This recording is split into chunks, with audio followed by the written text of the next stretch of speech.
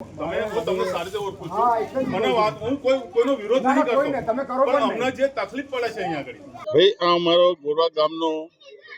હનુમાન ફળિયાનો પરમારનો મોહલ્લો છે હનુમાન ફળિયા કરીને જ્યાં આગળ બધા પછાત વર્ગના રહે છે 3 મોહલ્લા છે પહેલા હરિજનવાસ છે વણકરવાસ છે પછી રોહિતવાસ છે બરાબર આ મોહલ્લાની અંદરમાં જ્યારે ચૂંટણી આવે છે ત્યારે બધા ભાજપનો ઝંડો લઈને આવી જાય છે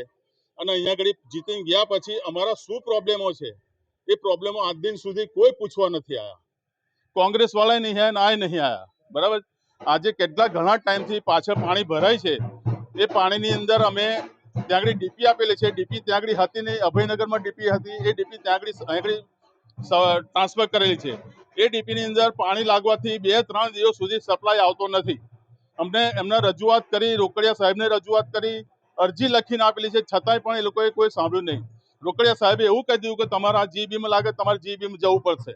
અમે જી બીમ ગયા તો કે ડીપી ત્યાંથી હટવાની નથી ત્યાં જ રહેશે ડીપી આનો કોઈ કાયદો છે નહીં એમ કે હટાવવાનો આજે આ લોકો ભાજપના જે નેતાઓ બધા આવ્યા એમને મેં રજૂઆત કરી તો મારી કોઈ વાત સાંભળી નથી આ લોકોએ હા ચાલો પછી મળી એમ કરીને પાછા વહી ગયા છે હા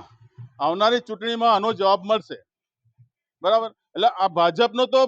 અમારે કોર્પોરેશનની અંદર તો એટલો બધો હદ વગરનો ભ્રષ્ટાચાર થઈ ગયો છે કે એની કોઈ એનો એ જ નથી નાની નાની વાતોની અંદર